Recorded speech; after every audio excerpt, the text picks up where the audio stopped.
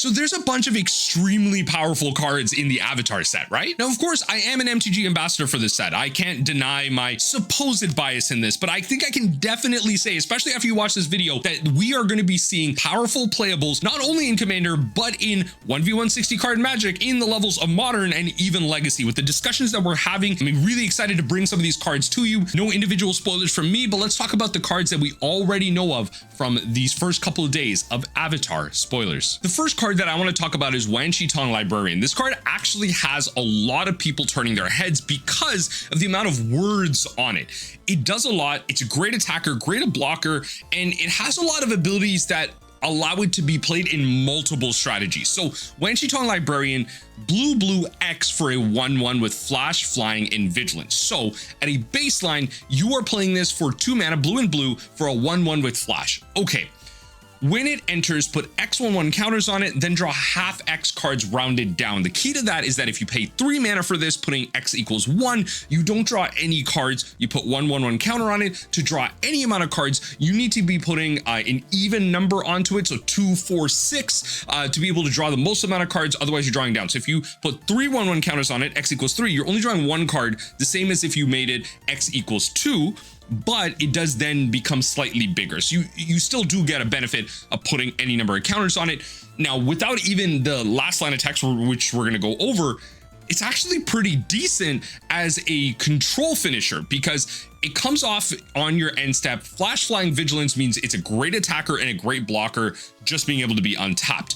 Then it comes in on an end step. It potentially draws you some cards. It's kind of like in that similar vein of something like Consult the Star Charts. Now, nowhere near the same level of power, I would say, but in that ability where it scales better with late game. Just an example of a card recently that maybe more people are aware of that scales better in the late game.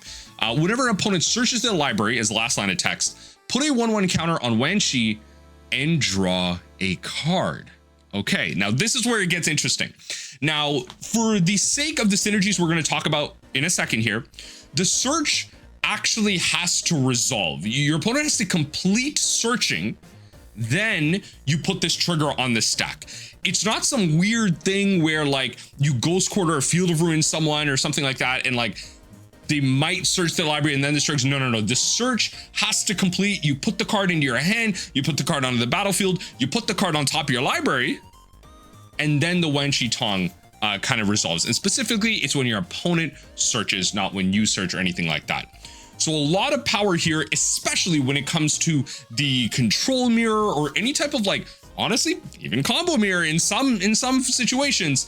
Wan Shi Tong does a lot. So let's talk about this from a power level perspective. First and foremost, I'm going to talk about it from a meme perspective. To all my scheming symmetry players, this has been a meme card in Modern for a very long time. Modern mill players have been using this as a meme for a hot minute, but for Black, you can, at sorcery speed, choose 2 target players. Each of them searches their library for a card, shuffles, and then puts that card on top of it. What's great about this is if Wan Shi Tong is out there on the battlefield already, let's say on your turn 2, you flash it in for a 2 mana 1/1. Then on your turn 3, maybe you play a land, you then scheming symmetry to then get both players to search the library. The search concludes, you put the card on top, but then you draw the searched card. You draw it after that trigger goes on the stack, you then draw the card that you put on top. So imagine scheming symmetry stonks are going to be going up. This card has not been like reprinted in a hot minute. I already see it going for like friggin' $20, $25 on face-to-face games for some reason. I can't find my copies 3 and 4. I don't know why. I should have 4 to 5 copies of scheming symmetry. I can only find 4.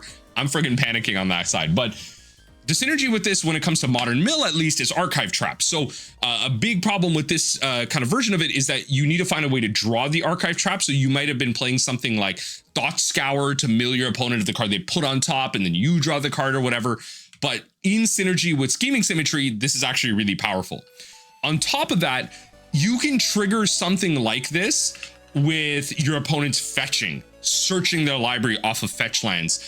Anything that allows them to search their fetch lands, which search the library, which is happening relatively regularly in many games for many reasons. this card is going to be able to trigger. And just being a flash threat is really powerful because then you can do it in response. If you're on the play, you play out your 2 mana, your opponent then maybe fetches at end step because they left a fetch land to go, right? Maybe because they want to either get in a fatal push or they just want to get their kind of tapped, you know, surveil land.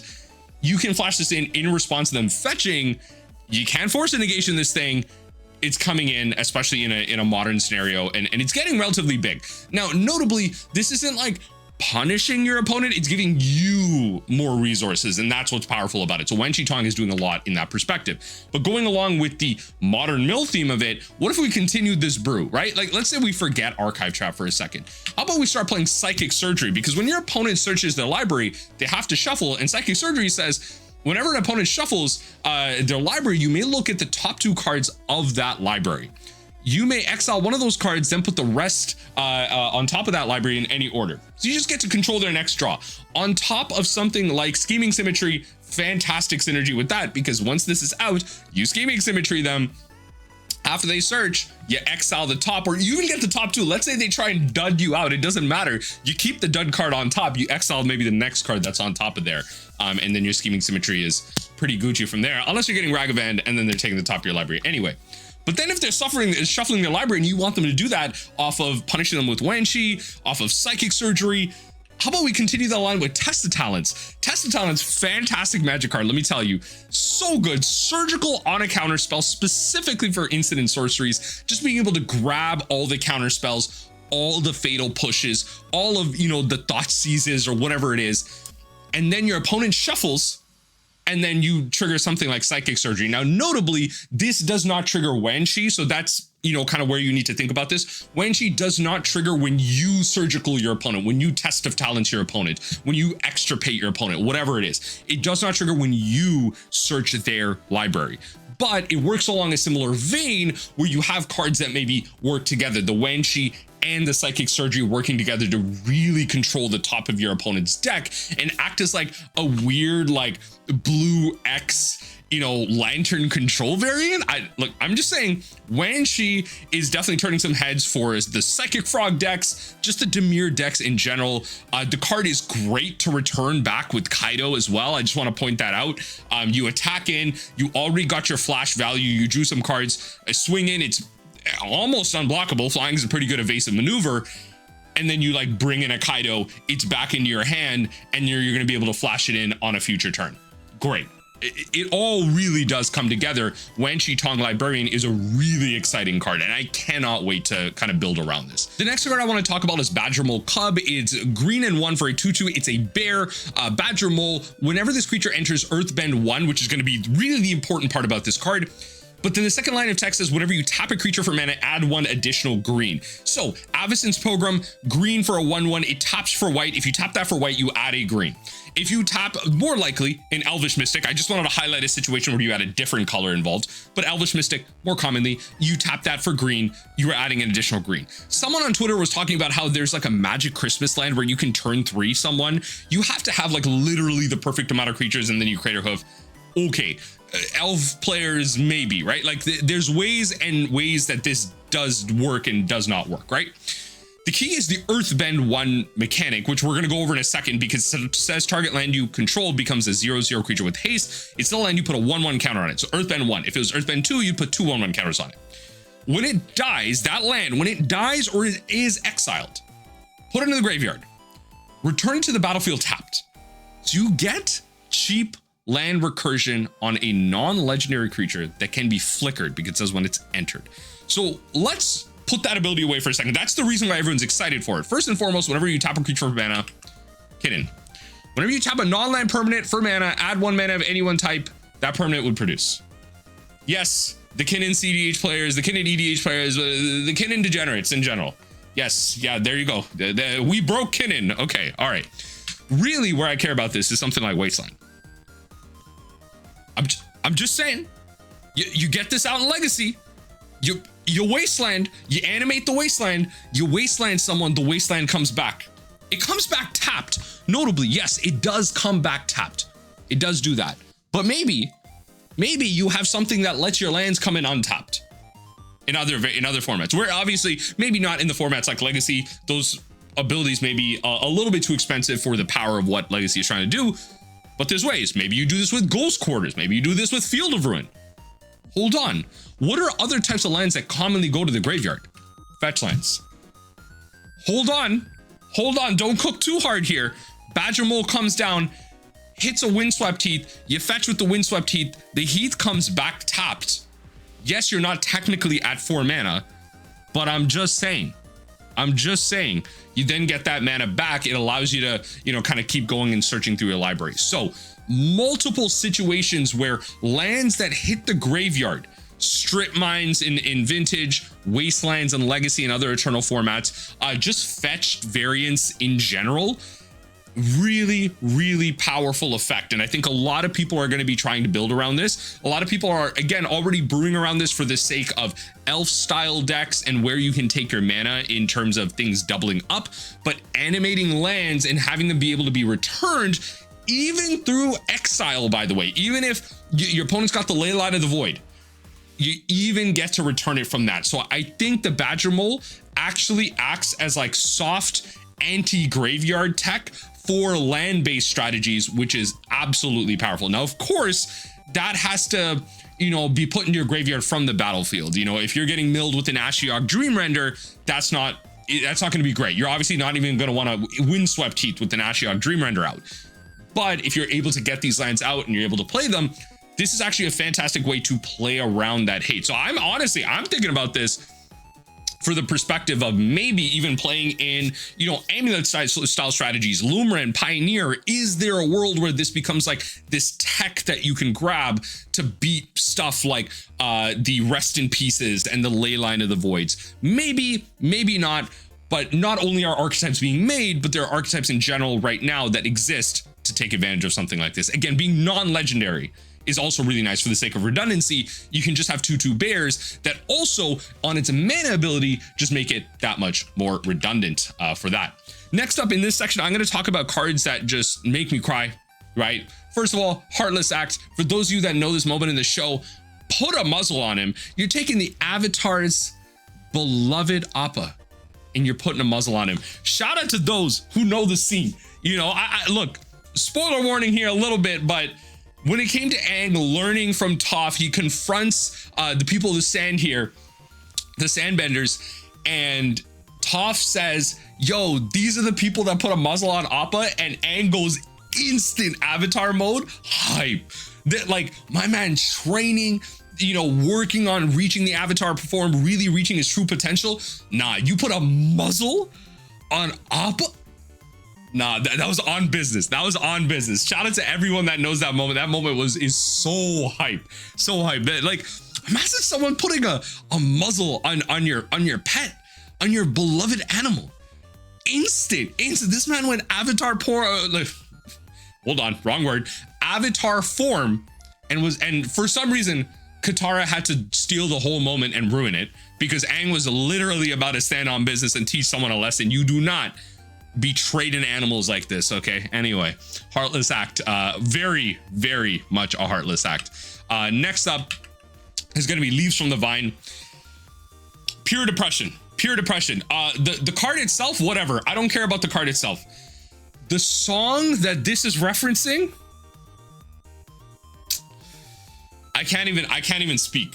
For those of you that maybe are watching Avatar now, I'm not even gonna ruin this one. I want you to experience this when Uncle Iroh starts singing Leaves from the Vine about his lost son who died in a war that literally he barely stands for, really doesn't.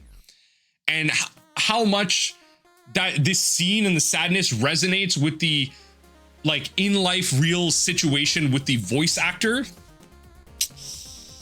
And like, what's going on? It's just pure depression. I don't know. Like, I can't even speak it. It's too much. It actually makes me sad. I can't think about stuff like this. So the fact that they got these two moments in cards, whew, I don't want to see these cards. It gives me depression. It actually unbridled depression.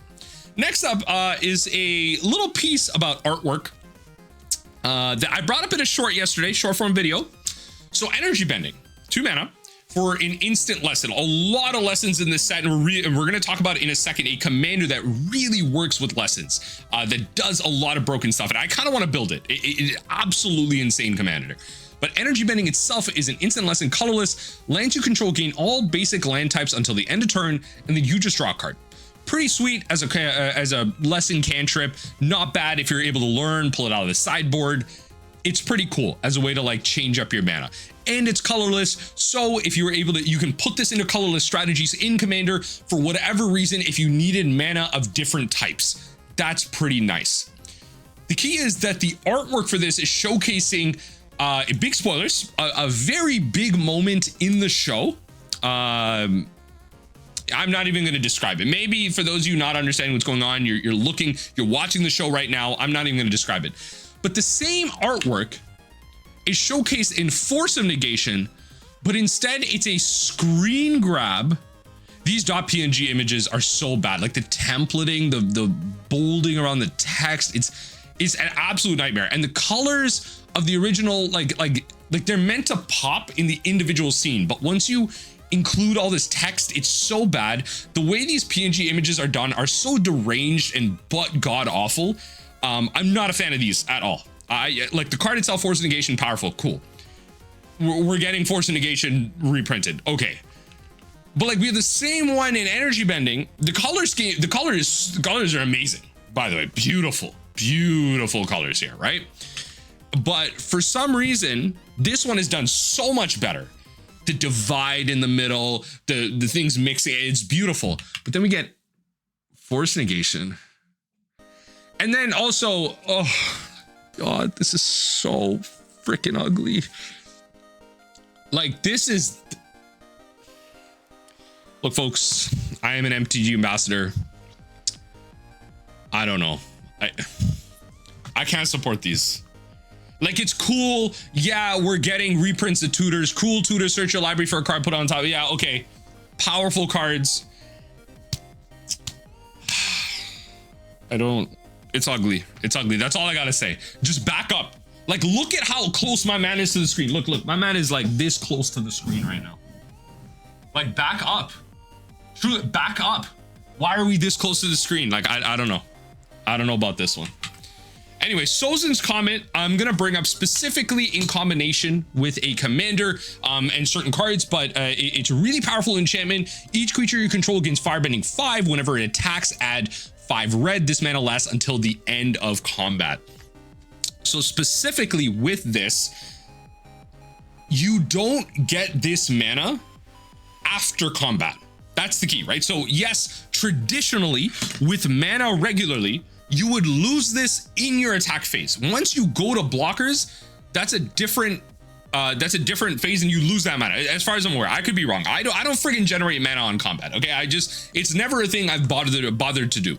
I don't need to go to combat. Combo players will just do that on their main or like in response at instant speed. I'm not generating mana on combat, but you would lose that mana traditionally, right? But when it comes to in combination with other cards in the avatar set, alongside the firebending mechanic and the red cards, you are going to be able to find ways to keep this. So you can foretell this. You can pay for its foretell cost for 3 later. So you can foretell it for 2, and then turn after you can foretell it and cast it for its foretell cost. You may not want to do that.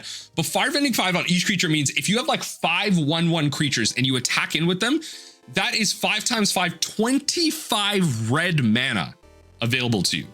Really powerful in go wide strategies. Pretty good with a bunch of goblin tokens, for example, or a bunch of goblins coming in like a Muxus deck or whatever. Now, if you were to play this in Ozai, the Pheonix King, or as Saffron Olive says, Ozai, okay, trample firebending for haste. If you would lose unspent mana, that mana becomes red instead. Oh my lord. Ozai is flying and indestructible as long as you have 6 or more unspent mana. Folks, we're cooking.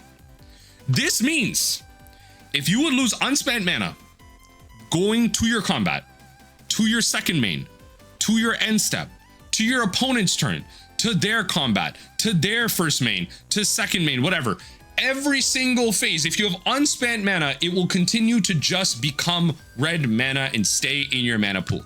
You can just keep playing the game with an just like infinitely just have a pool of red mana available to you at any point to redirect spells, because red doesn't necessarily have like counter spells outside of like Pyroblast and Red Elemental Blast and stuff like that. You have redirection spells, you have some flash spells, a lot of instant speed stuff. You have the ability to do that. Ozai, the Pheonix King, and the last Agni Kai also allows you to do this just in your turn. But Ozai, the Pheonix King, 100% is obviously going to be using Sozin's Comert to the best of its ability. So I really want to point out this commander for that. And obviously Ozai is just going to be able to generate that anyway, just attacking Firebend 4.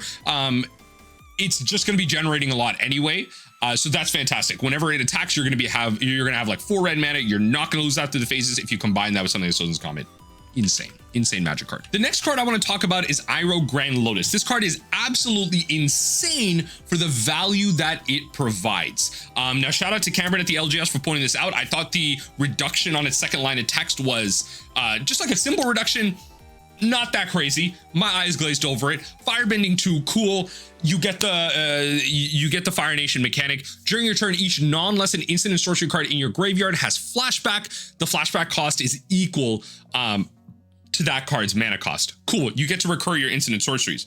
During your turn, each lesson in your graveyard has flashback for 1. That means you can cast lesson spells from your graveyard for just 1 generic. Now, you're only doing that once, right? Because notably, flashback makes it so you can cast it for your flashback cost, and then you exile the card. So you're not going to be able to use cards over and over again. But the value is insane. If you look at the amount of lessons that we have, right? First of all, you get something like, I don't know, let's flash back, abandon attachments, discard a card if you do draw 2 cards. You can discard another lesson that you want to cast and then draw 2 cards. Fantastic. And then cast that next lesson. You can recast, Cycle of Renewal for 1 mana, sacrifice a land that you use to pay for this, find 2 basics, put them into play tapped. Fantastic. What about, you're trying to go off with some type of combo and then you need to stop your opponent. How about we cast Sokka's Haiku, counter target spell, draw a card, mill 3, untap target land. Literally the mana that you use, the land that you use to pay for this, you can then counter your opponent's spell, draw a card, feed your graveyard a little bit, put more lessons in there, untap that same land, do it all over again. Secret of the Bloodbending to cast for just 1 as additional cost. You may waterbend 10, so you can tap a bunch of creatures down. They each pay for like 1 of this. You control opponent on their next combat phase. If this spell's additional mana cost is paid, you can control their whole turn anyway. So this is fantastic. Now, obviously, if you cast this on the front end, it's going to be exiled, but if you were to put it in your graveyard and just pay 1 for it alongside the waterbend, significantly reduced.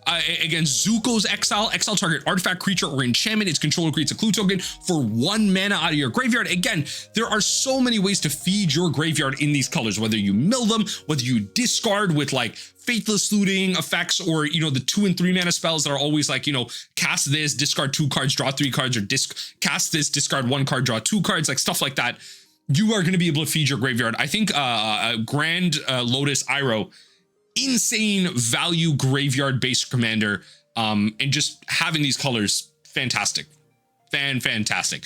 They balance it obviously with the fact that it has flashback. You exile those cards, you lose them once you cast them. But that does really matter.